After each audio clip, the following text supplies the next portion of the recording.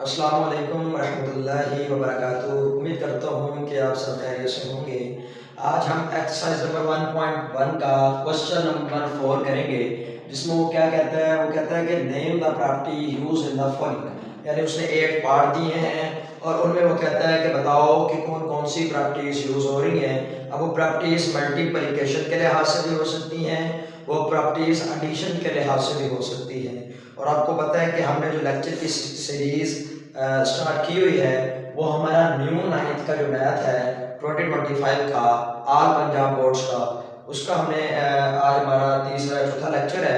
ठीक है, तो आज हम एक्सरसाइज नंबर 1.1 का क्वेश्चन नंबर 4 इंशाल्लाह हल करेंगे। लेकिन उससे पहले आपसे एक रिक्वेस्ट ये है कि अगर आप हमारे चैनल पर नए हैं तो उसको सब्सक्राइब कर लें और बेल आइकन भी प्रेस कर लें और वीडियो को लाइक भी लाजमी कर दिया करें ताकि इससे हमारे हौसला अफजाई होती है। ठीक है, तो हम कंटिन्यू करते हैं हम अपने लेक्चर को।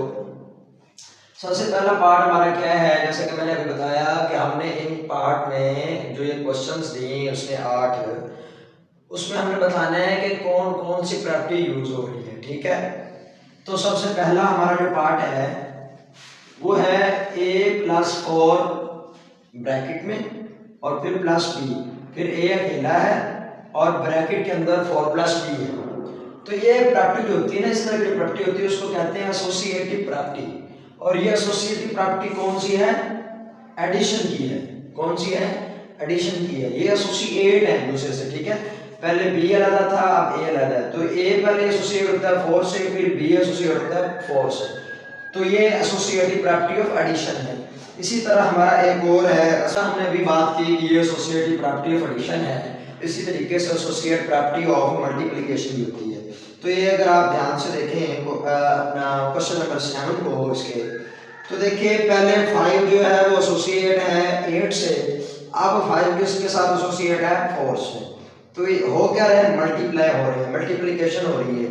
तो हम इसको कहते हैं एसोसिएटिव प्रॉपर्टी ऑफ मल्टीप्लिकेशन। इधर हमने कहा एसोसिएटिव प्रॉपर्टी ऑफ एडिशन। उसके बाद जाते हैं इस हमारे इस क्वेश्चन पे x - x = 0। ठीक है, ये देखें ये x है तो ये उसका उल्ट, ये पॉजिटिव x है और ये माइनस का, तो ये एक दूसरे के उल्टा इनवर्स है। और हमने इसको कह दिया कि ये एडिशन का उल्ट है, यानी एडिटिव इनवर्स है। तो ये कौन सी प्रॉपर्टी है? एडिटिव इनवर्स है।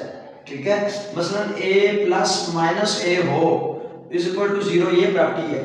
तो ये देखें ऐड तो हो रहा है लेकिन इनवर्स हो रहा है, तो इसको हम कहते हैं एडिटिव इनवर्स प्रॉपर्टी। उसके बाद आ जाते हैं ये हमारे पास आगे पार्ट 5 है, उसमें वो 16 के अंदर 0 प्लस कर रहा है तो 16 ही आंसर आ रहा है।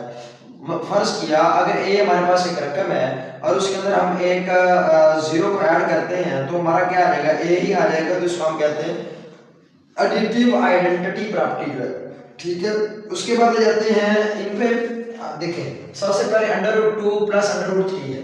ठीक है, फिर √3 पहले है, √2 बाद में है। तो यानी पहले a के अंदर b को प्लस करो, a के अंदर b को प्लस, b के अंदर a को प्लस करें तो हम इस प्रॉपर्टी को कहते हैं कम्यूटेटिव प्रॉपर्टी। तो ये इसी तरह ही है। अब हम अपना डिस्कस करते हैं क्वेश्चन नंबर 4। इसमें देखें a जो है वो डिस्ट्रीब्यूट हो गया है। Distributive property in the scooping garment left और डिस्ट्रीब्यूटिव प्रॉपर्टी लिखा है। लेफ्ट से मुराद हम लेफ्ट साइड से कर रहे हैं डिस्ट्रीब्यूट, और डिस्ट्रीब्यूट से मुराद ये देखें पहले a को b के साथ डिस्ट्रीब्यूट किया, फिर a को c के साथ, तो सिंपल है। तो ये लेफ्ट डिस्ट्रीब्यूटिव प्रॉपर्टी है। उसके बाद आ जाते हैं 100 को हमने 1 से मल्टीप्लाई किया तो हमारा आंसर क्या है? 100। यानी अगर a एक हमारे पास नंबर है और a को ऐसी चीज से मल्टीप्लाई करो कि वापस a ही आ जाए तो उसको हम कहते हैं मल्टीप्लिकेटिव आइडेंटिटी प्रॉपर्टी। और यहाँ पे देखिए 100 को 1 से मल्टीप्लाई किया तो हमारा 100 ही आ गया, इसको हम कहेंगे मल्टीप्लिकेटिव आइडेंटिटी।